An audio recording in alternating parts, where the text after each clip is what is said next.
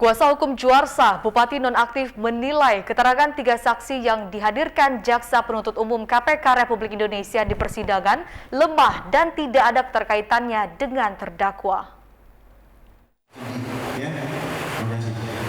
Sidang lanjutan terdakwa Bupati Muara Enim Juarsa terkait kasus dugaan suap fee 16 paket proyek Dinas PUPR Kabupaten Muara Enim digelar di Pengadilan Negeri Kelas 1A Palembang dengan agenda mendengarkan keterangan 3 saksi dari karyawan PT Rotary Group. Menurut kuasa hukum terdakwa Saifuddin Zahri, keterangan ketiga saksi lemah dan tidak membuktikan bahwa kliennya bersalah. Dari penjelasan saja dia tidak banyak tahu, justru itu kita tidak banyak tanya. Pembuktian ini saya rasa nilai pembuktiannya sangat lemah. Kenapa? Para saksi-saksi cuma para pegawai-pegawai dan tidak tahu ada uang diberikan atau tidak dan lain sebagainya. Namun Jaksa Penuntut Umum KPK M. Nur Aziz berpendapat lain. Menurutnya keterangan saksi cukup membuktikan keterkaitan terdakwa walaupun saksi menyatakan tidak tahu tentang aliran dana tersebut.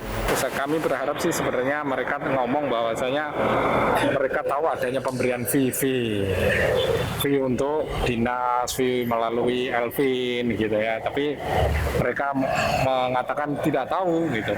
Tapi kalau dari berdasarkan chat yang kami perlihatkan kepada saksi Widya tadi, pada akhirnya kan dia memprediksi kan gitu. Setelah kita desakan katanya itu terkait dengan uang katanya. Tapi dia nggak tahu, intinya dia nggak tahu. Tim Liputan TVRI Sumatera Selatan melaporkan.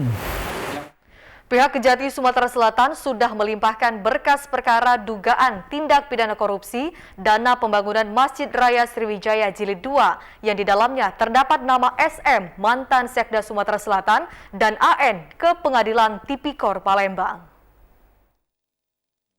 Jaksa Penuntut Umum dari Kejati Sumsel kemarin melimpahkan berkas perkara kasus dugaan korupsi dana pembangunan Masjid Raya Sriwijaya ke Pengadilan Negeri Kelas 1A Palembang.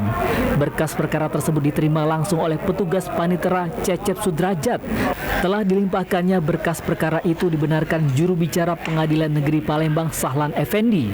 Dikatakan Sahlan untuk pelaksanaan sidangnya sendiri masih menunggu beberapa hari ke depan. Barusan saya jelaskan tadi bahwasanya sudah ada perintah untuk perkara Bapak bersama Pak Ansoi ya.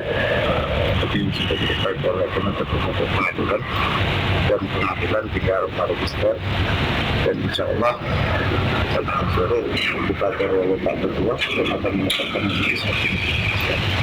Ditambahkan Sahlan nantinya pelaksanaan sidang kemungkinan besar akan berlangsung secara virtual mengingat saat masa dalam kondisi pandemi COVID-19. Tim Liputan TVRI Sumatera Selatan melaporkan.